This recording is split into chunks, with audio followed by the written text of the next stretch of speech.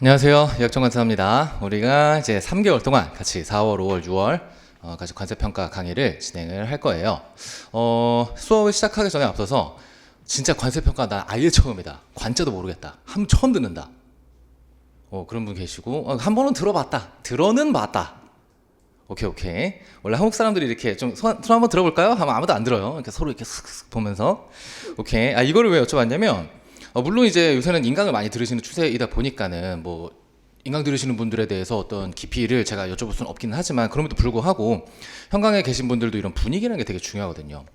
그래서 정말 처음 들으시는 분들, 진짜 관세평가 기억자도 모르겠다 하시는 분들의 헤드카운트가 더 많으면 제가 설명을 할 때 조금 더 깊게 설명을 하고 그래도 내가 1차 때 한번 설명 들어봤다 라고 하시는 분들이 많다라고 한다면 또 그거에 맞춰서 제가 강의를 진행을 해야 되다 보니까 여쭤본 겁니다. 자, 대부분 이제 관세평가에 대해서 낯선 분들이 많아 보이시니까 우선 오케이, 자, 가늠이 왔어요. 자, 여기 지금 막 엄한 게 갑자기 떠 있죠? 요거를 먼저 저희가 보고 그 다음에 교재를 들어갈 거예요. 그리고 당연히 요거 보기 전에 앞서서 오리엔테이션부터 해야겠죠. 자, 관세평가에 대해서 정말 가볍게 우리가 먼저 떠올려 본다라고 한다면 요즘 이제 직구를 많이 하시니까 많은 분들이 익숙해요. 어떤 것에 익숙하느냐? 수입 물품에 대해서는 어떠한 세금을 부과하더라. 근데 그 세금의 타이틀이 관세더라. 그러니까 어쨌든 물품을 수입할 때 세금이 나오는 거를 우리는 이제 모두가 다 잘 알아요. 그러면 우리는 지금 관세만 공부하는 것이 아니라 이제 관세 평가라는 것을 공부를 할 거예요. 이 내용이 이따가 우리 같이 살펴볼 내용에 디테일하게 나와 있으니까 지금 개괄적으로 오리엔테이션을 위한 부분들만 한번 검토를 해봅시다.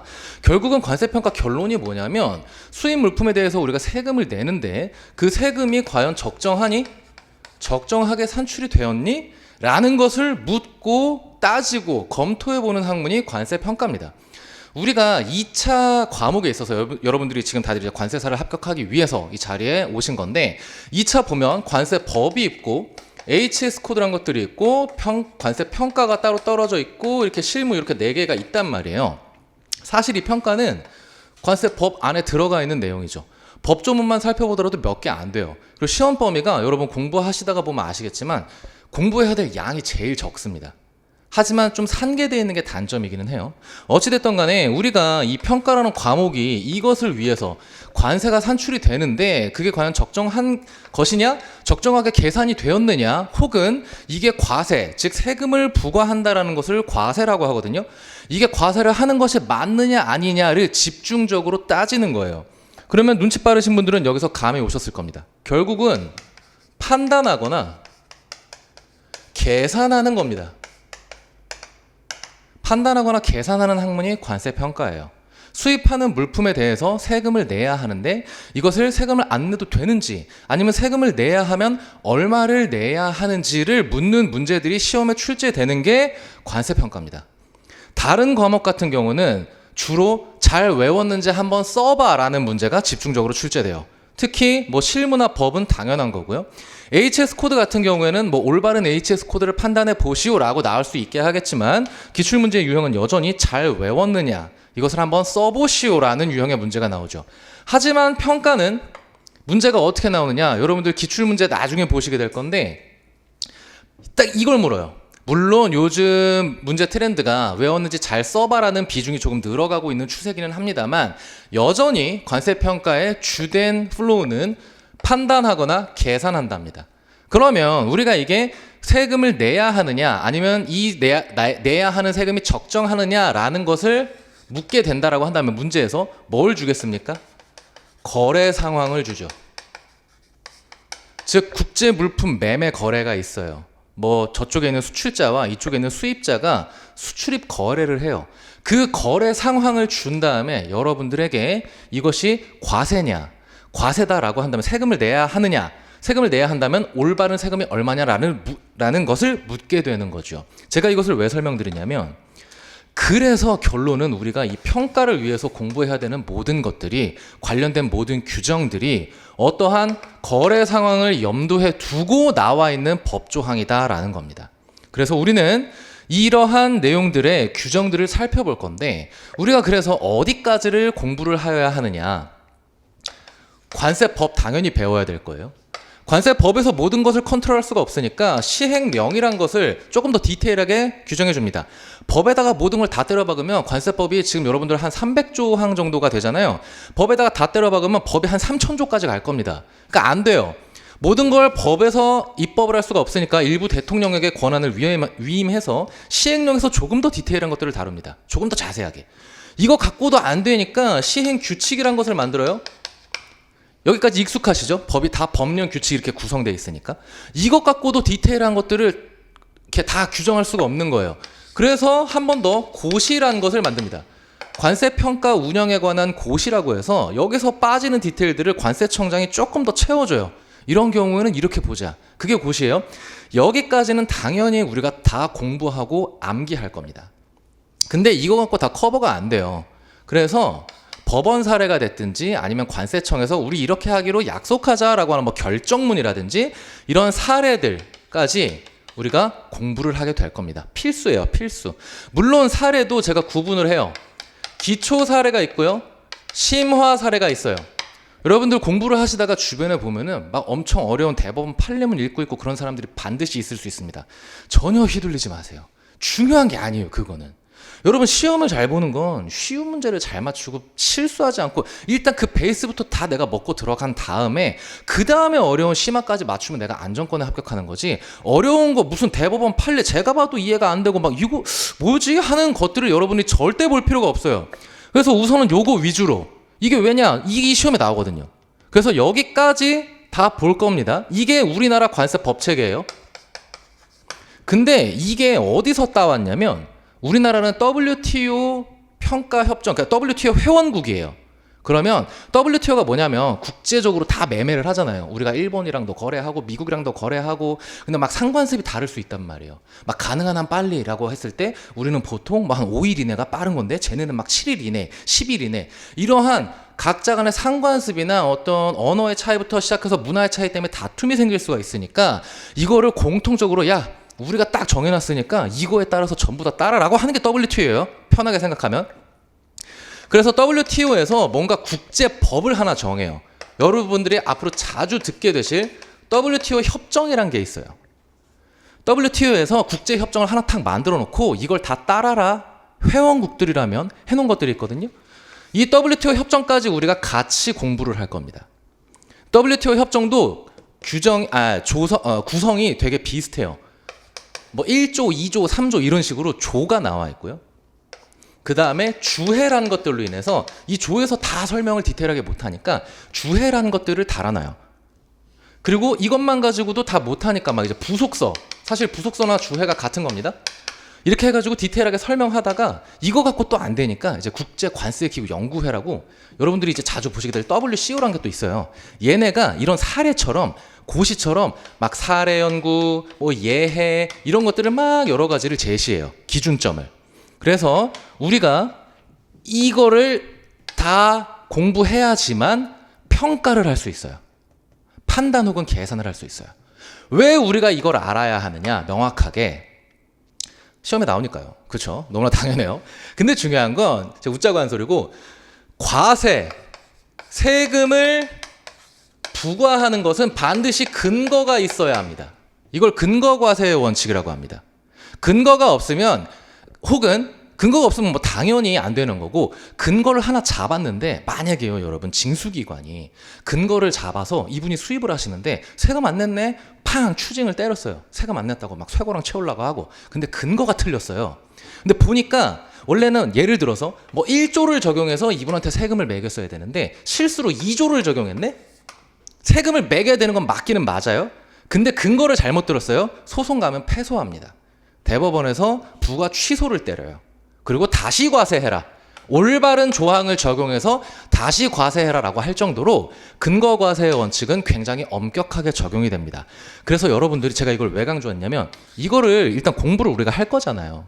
그럼 명확하게 이해한 다음에 암기를 해야 시험 문제에서 판단해 보아라 혹은 계산해 보아라라고 했을 때 명확하게 이 거래 상황에 적용되는 조항을 뽑아서 이 조항에 의해서 과세입니다. 이 조항에 의해서 세금은 빵원입니다. 100원입니다. 라고 판단을 하실 수가 있어요. 시험 문제에서 만약에 거래 상황을 주면서 물어봤어요. 그럼 여러분들이 1조를 여기서 막 이렇게 조라고 치고 1조를 적용해서 너가 시험 문제에 있는 이 거래 상황에서 과세야 라고 판단을 해야 되는데 실수로 2조를 갖다 붙인 다음에 과세야 라고 하면 절반의 점수밖에 못 받을 겁니다. 그 정도로 이 평가라는 과목은 근거를 갖다 붙이는 게 굉장히 중요해요. 그래서 우선 우리가 관련 규정들을 이렇게 살펴볼 건데 되게 많아 보이죠? 별로 없어요. 생각보다 별로 없어요. 그리고 중요한 건요, 이 우리나라 관세법이 WTO 평가 협정을 모티브로 만든 거라서 내용이 대부분 겹쳐요. 그래서 날아가는 게 많습니다. 그래서 제가 수업을 진행하면서 보면서 자, 이거는 우리나라 법이랑 겹치거든요. 안 보셔도 됩니다. 이렇게 말씀을 드릴 거예요. 그러면 지금 교재가 뭐 한 400페이지, 500페이지 그 정도밖에 안 될 건데 저기서 한 30%, 40%는 날아갈 거예요. 왜냐하면 협정문 원문은 당연히 들어가야 되니까 제가 당연히 넣어놨어요. 그리고 협정문에서 스킵해도 되는 게 있고 아닌 게 있으니까 그 부분 제가 강의를 하면서 이게 왜 스킵이 돼도 되는지 여러분이 알아야 되니까. 그래서 다 들어가 있는 거니까 일단 책 페이지 수는 많은데 강의를 4월, 5월, 6월 기본 커리큘럼 있잖아요. 이때 듣고 나면 한 30% 정도는 날아갈 수 있어요. 그러면은 못해도 한 7, 80페이지 날아간다는 거예요. 땡큐죠. 오케이.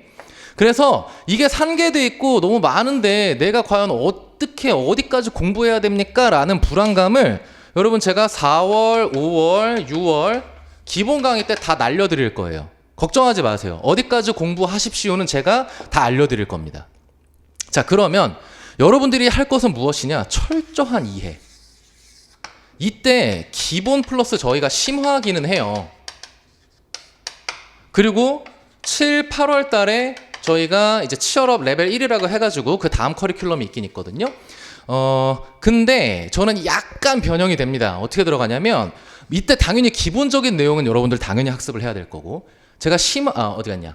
사례가 기초 사례가 있고 심화 사례가 있다고 말씀드렸잖아요. 그래서 이 기초 사례는 사실 이 기본적인 이론, 여러분들이 가장 기초적으로 알아야 되는 내용과 결부되는 사례들이라고 보시면 돼요. 시험에 나오면 무조건 여러분들이 맞추셔야 되는. 그래서 기본 이론을 습득을 해 나가면서 이 기초 사례를 당연히 같이 봐야겠죠. 그래서 같이 볼 겁니다. 그러면서 시간이 허용하는 범위 내에서 이 심화 이론 중에서 일부를 볼 겁니다. 일부. 다 못 봐요. 시간이 없어요.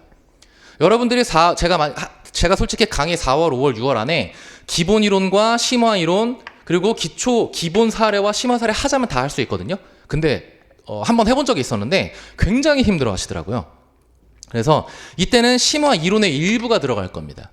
그리고 이때 제가 한번 이 기본을 다시 한번 복습하는 시간을 가질 거예요. 근데 대신에 복습이라고 한다 해서 똑같은 거 다시 강의하면 의미가 없잖아요. 기본 이론 중에서도 철저하게 여러분들이 이것만큼은 잘 외워서 쓰셔야 돼요. 답안에 쓰셔야 돼요를 포인트를 잡아드리면서 이때 못 본 심화가 진행이 될 겁니다. 여기서 다 못 본 심화 이론 나머지랑 심화 사례 이것들이 이때 같이 진행이 될 거예요. 그래서 이런 식으로 4, 5, 6, 7, 8이 전체 기본 이론과 기본 사례, 심화 이론과 심화 사례 커리큘럼이 짜여져 있는 것이다 라고 이해를 해주시면 되고요. 최소한 여기까지는 여러분들이 좀 팔로우업이 되면 잘 따라오시면 그 이후 내년도 모의고사 준비하는데 훨씬 더 수월하실 것이다 라고 말씀을 드려요. 왜냐하면 이때 제가 핵심을 짚어드리는 게 조금 제가 생각했을 때는 굉장히 유의미하다고 생각하거든요. 왜냐? 여러분들이 결국은 이해하고 암기 오케이 좋다. 근데 결국 여러분 써야 돼요. 백지에다가 쓰셔야 된단 말이에요. 그러면 지금 책 500페이지 된 거 다 쓰실 거 아니잖아요. 그죠? 물론 이 중에 4가지의 문제만 추려가지고 출제를 하기는 하겠지만 써야 될 게 사실 굉장히 많아요. 여러분들 실력이 올라가면 처음에 실력이 없을 때는 2차 했을 때 답안지 보면 막막해요. 내가 아직 덜 외워졌으니까 쓸 게 없어서 어떻게 늘려서 많이 써야 되지가 고민인데 여러분들이 합격권에 다가가시면 다가가실수록 어떻게 줄여서 쓰지? 이게 고민이 돼요. 아주 바람직한 현상이거든요. 왜 그러냐면 문제의 특수성이 평가라는 관세평가 문제를 여러분들 나중에 보시면 아시겠지만 주제 하나만 물어보지 않아요. 사실관계가 막 2-3개씩 나와요. 그러니까 우리가 공부할 때 여러 가지 주제들이 있거든요. 그 주제를 동시에 여러 개를 던져요. 그럼 이거를 복합적으로 판단해서 여러분들이 답은 내렸어요. 근데 제가 근거과세 원칙 말씀을 드렸죠. 얘와 관련된 법 조항만 해도 수두룩 빽빽이고 얘랑 관련된 것도 수두룩 빽빽인데 우리는 이거를 뭐 예를 들어서 30점짜리 문제다 하면은 4.5쪽 이내에 써야 된단 말이에요. 5쪽 안에 추려서 써야 돼요. 그러면 정말 필수적이고 핵심적인 내용들, 알짜배기들만 추려서 써야겠죠. 그러면 이 알짜배기가 뭔지 여러분들이 알아야 되잖아요. 그걸 이때 할 거예요. 근데 절대 오해하시면 안 되는 게, 이거는 뭐가 반드시 수반이 돼야 된다? 이해. 이해가 수반되지 않은 암기는 최악입니다. 이틀 3일이면 그냥 까먹어요. 이런 실수가 정말 많이 나오거든요.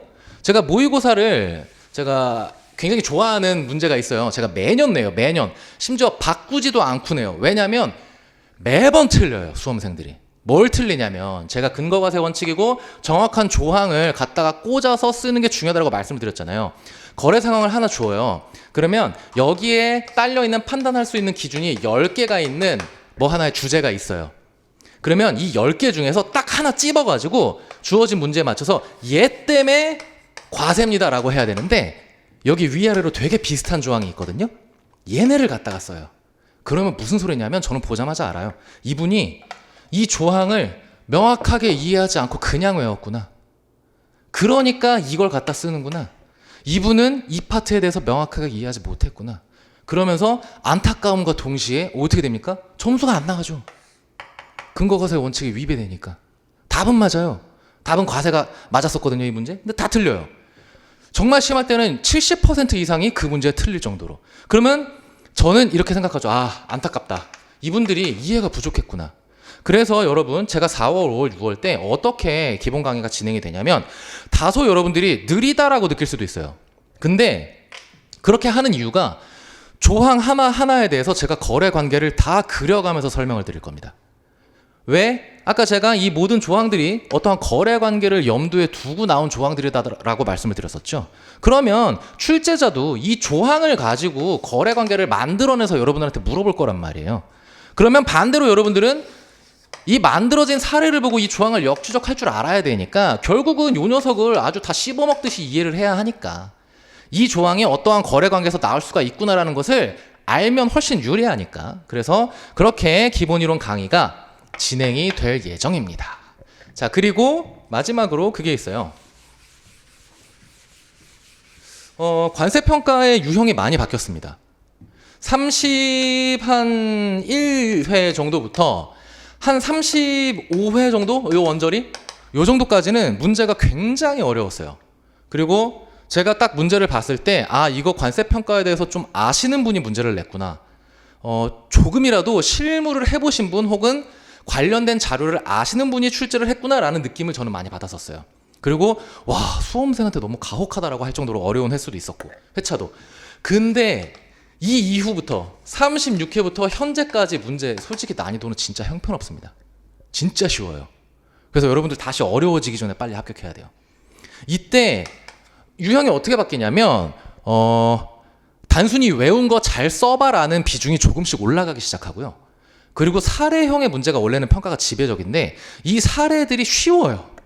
물어보는 게 몇 개 없어요.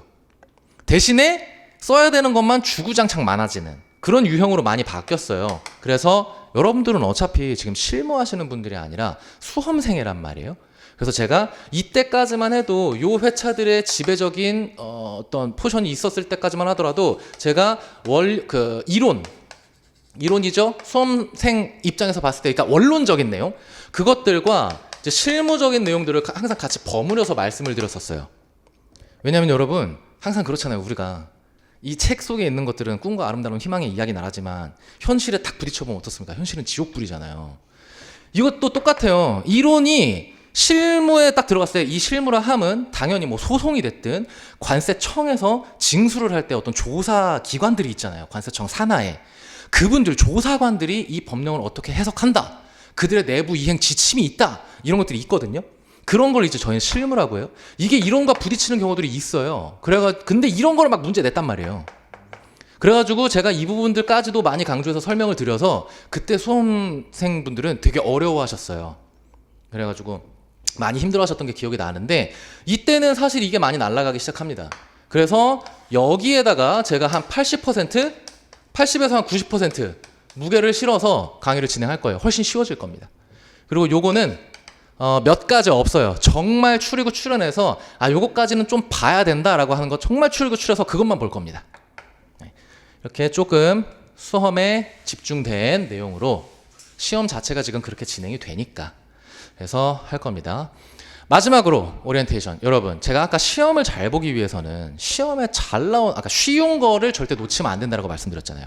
쉬운 거 잘하는 사람이 솔직히 잘하는 사람이라고 봐요. 저는 수험에 있어서. 문제 유형이 이렇습니다. 우리가 공부하는 내용의 컨텐츠가 이렇게 구성이 돼요. 쉬운 내용이 있고요. 어려운 내용이 있어요. 당연한 얘기 엄청 지금 제가 그럴싸하게 하고 있죠.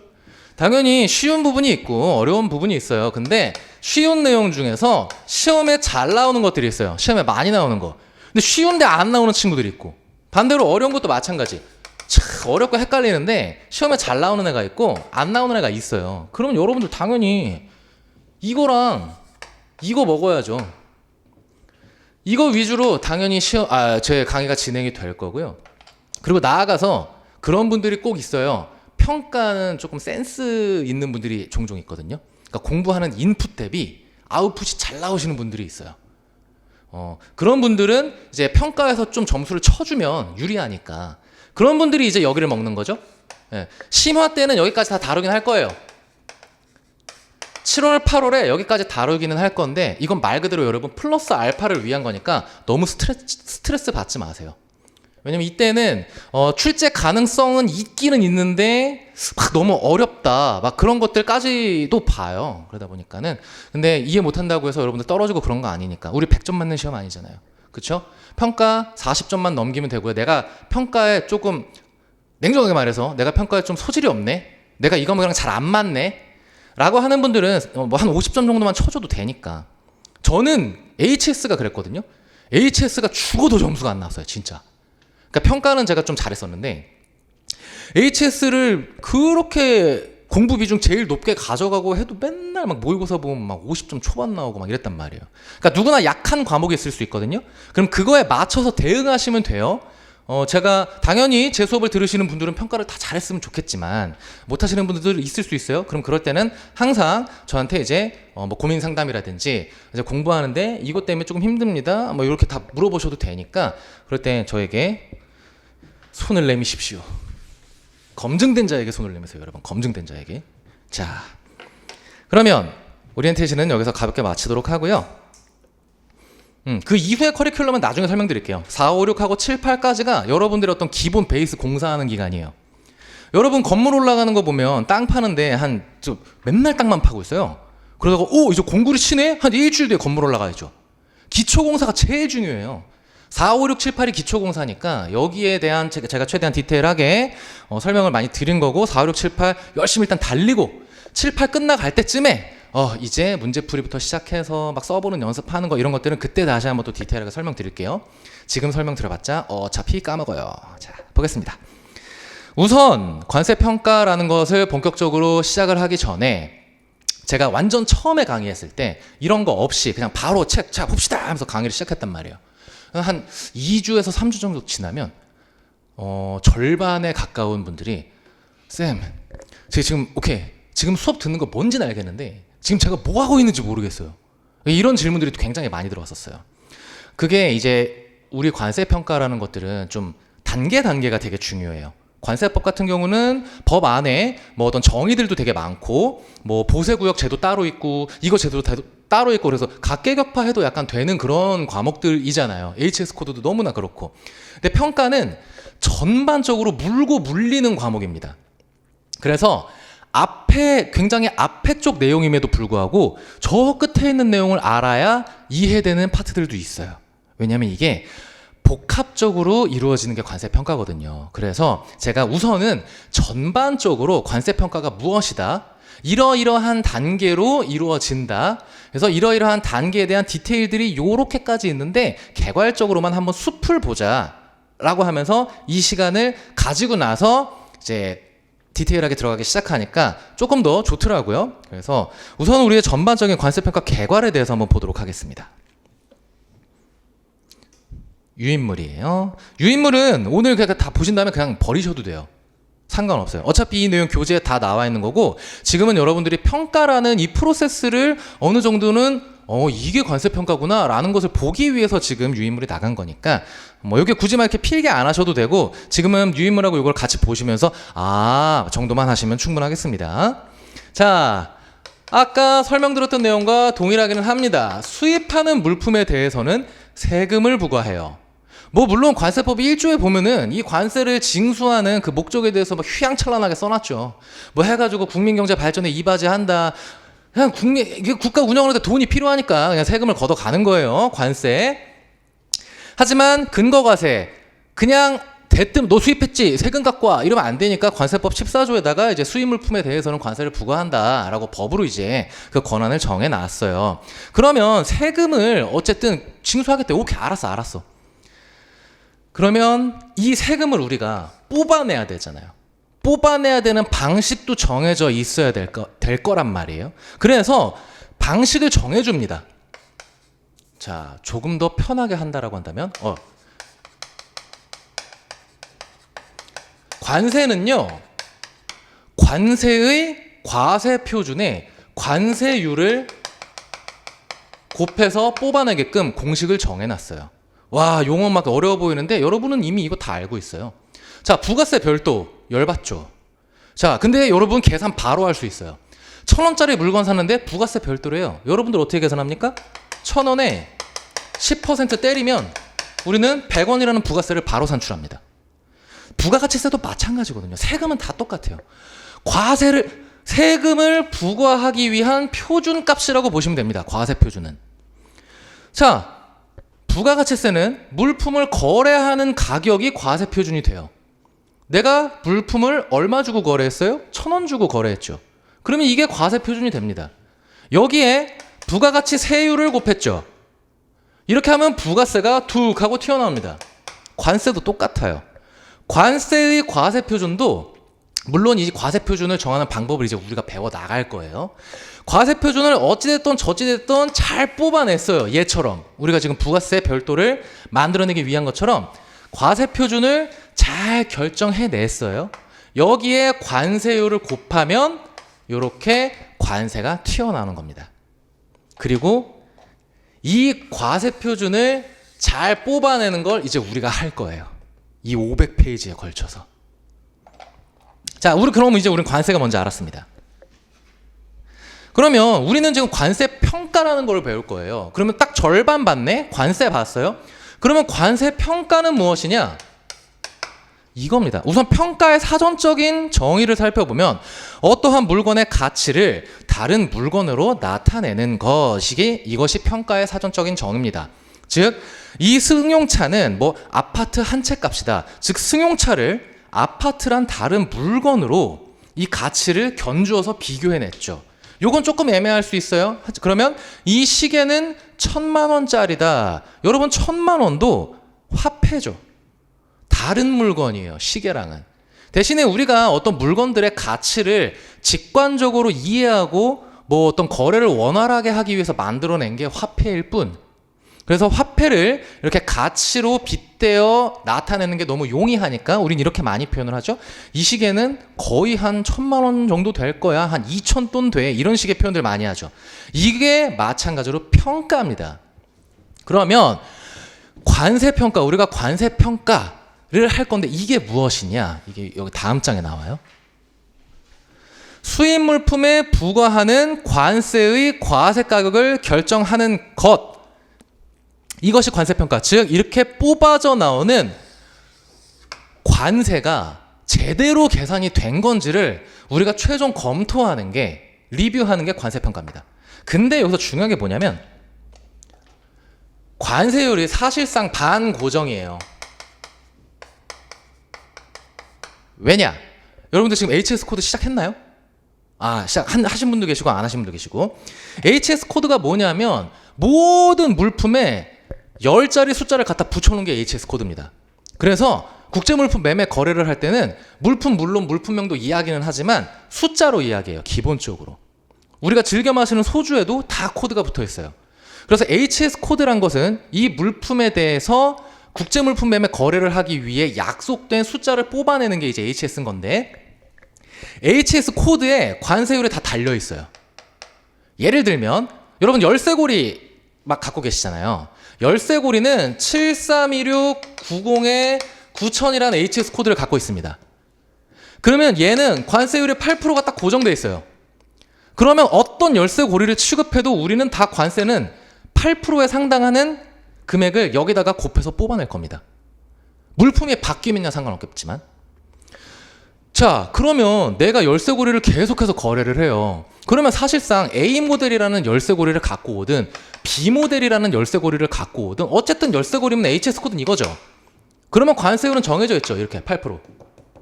그러면 실질적으로 이 관세가 올바르게 뽑혔는지 아닌지, 근데 그거보다 더 전에 관세를 뽑아내기 위해서는 얘는 고정이면 뭐가 중요해요? 얘가 중요하죠. 관세의 과세표준. 얘가 진짜 핵심이에요. 그래서 이 관세의 과세표준을 적정하게 뽑아냈느냐라는 것을 보는 게 궁극적인 관세평가입니다. 그래서 문제가 어떤 식으로 나오냐면 이렇게 나와요. 막 A랑 B가 매매 거래를 했다. 얘네가 뭐 한 100원 주고 물건을 사고 팔았다. 그랬는데 이 물품 가격 말고도 뭐가 얼마 있고 뭐가 얼마 있고 뭐가 얼마 있다. 근데 얘가 수입 신고를 100원으로 해서 관세 8% 해가지고 관세를 8원을 냈네? 이 세금 지금 적절하니? 이런 식으로 나와요. 그러면 여러분들이 이거 세금 안 내는 거고 안 내는 거고 안 내는 거야. 그래서 뭐 8원이 적정해. 이런 식으로 한다든지 아니면 뭐 없고 이렇게 거래를 했는데 이 100원으로 수입 신고를 했어. 그러면서 과세표준 그냥 100원으로 잡았고 세금을 알아서 잘 냈어. 이거 맞아? 아니 틀렸어. 이런 식으로 문제를 풀게 될 거예요. 이게 관세평가입니다. 자, 그러면 이 관세평가를 하는 방법들이 정해져 있어야겠죠. 우리 부가가치세처럼, 그쵸? 아까 우리 부가가치세는 어떻게 과세표준을 뽑아냈습니까? 거래가격으로. 거래가격을 딱 과세표준으로 잡은 다음에 거기에 부가가치세율을 곱해서 세금을 뽑아낸 것처럼 우리도 뭔가 방법이 정해져 있어야 될 거예요. 관세를 뽑아내는. 그리고 관세평가를 하는 방법을 법에서 정해놔야 했을 겁니다. 그게 이렇게 6가지가 정해져 있어요. 그냥 순서대로 1방법 쭉쭉쭉쭉 내려가서 가장 마지막을 6방법이라고 합니다. 이 용어들을 아주 지겹게 들으실 거예요. 그래서 순서대로예요.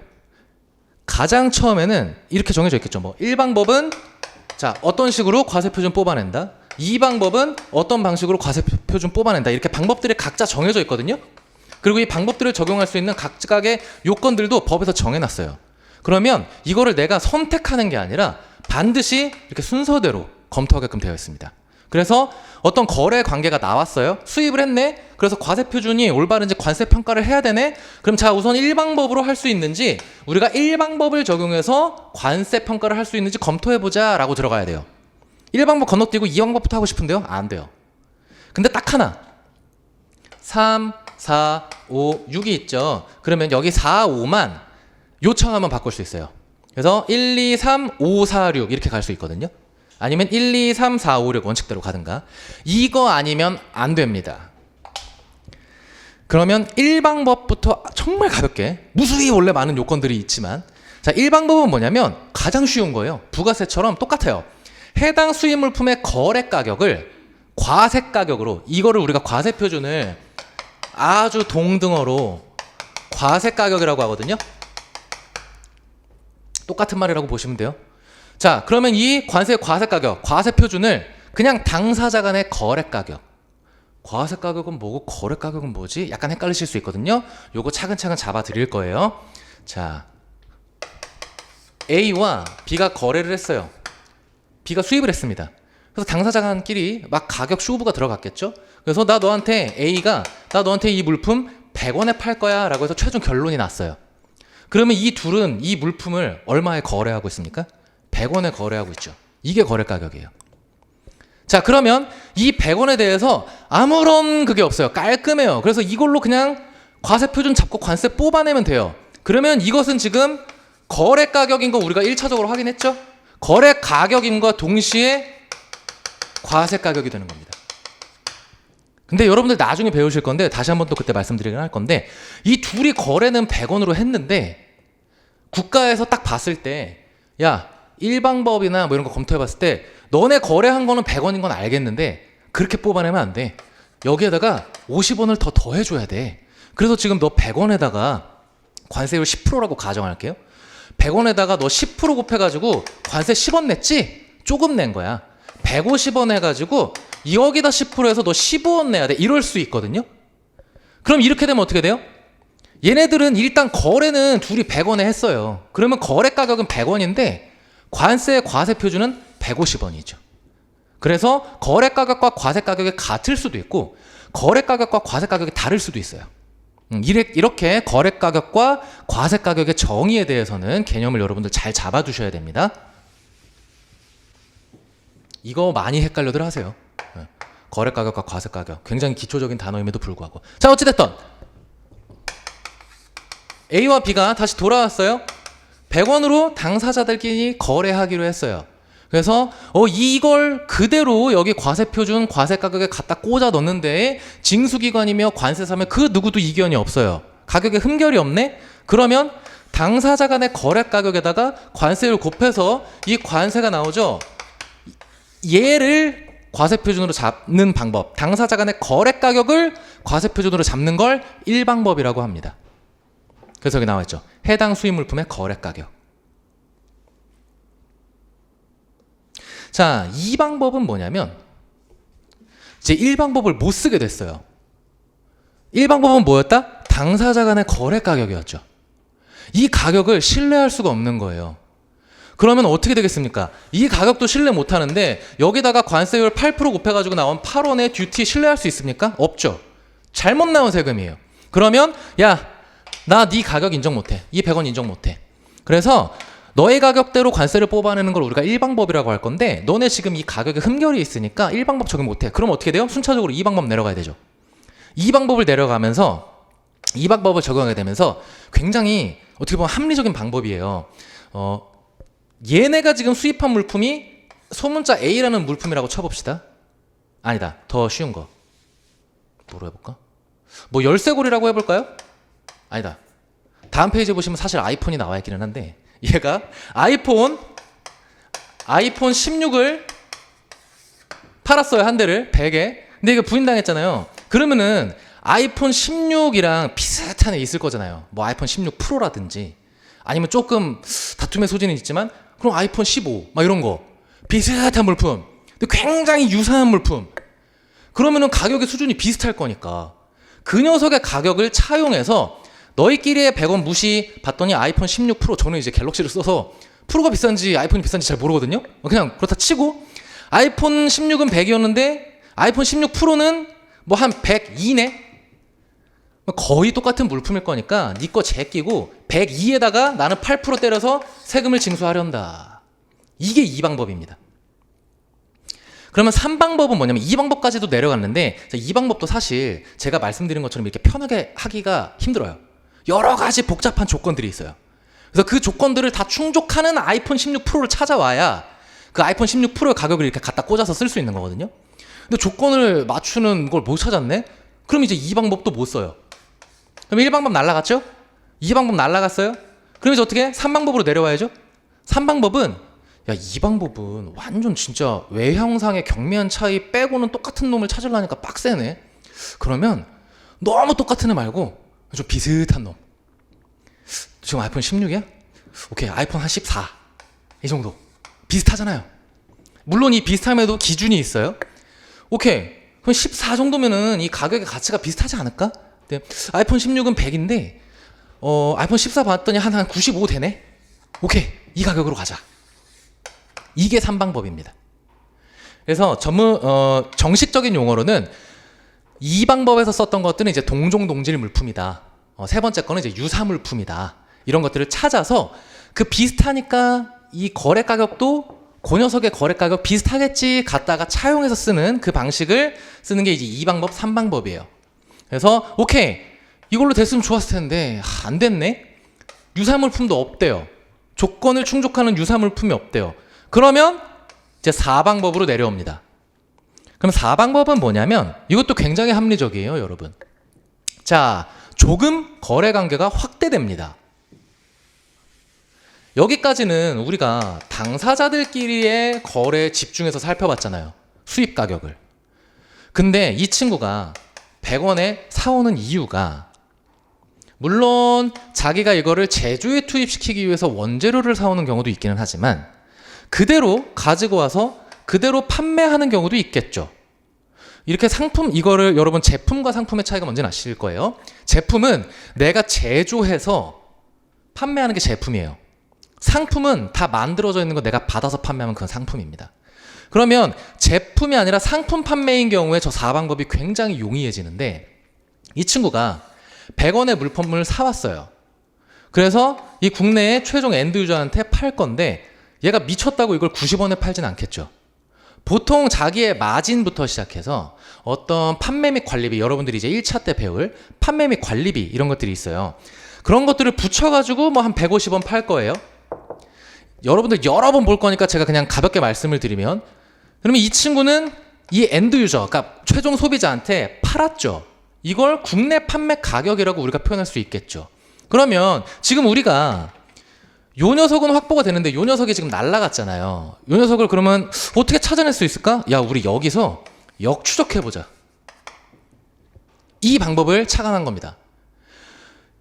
우리가 판매 가격이라 한다면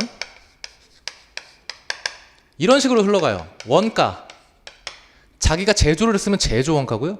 자기가 상품을 사였으면 매입 원가가 될 겁니다. 회계 때 여러분들 다 배우실 거니까. 어찌됐든 내가 이 물품을 판매하기 위해서 발생한 원가가 있을 거고요.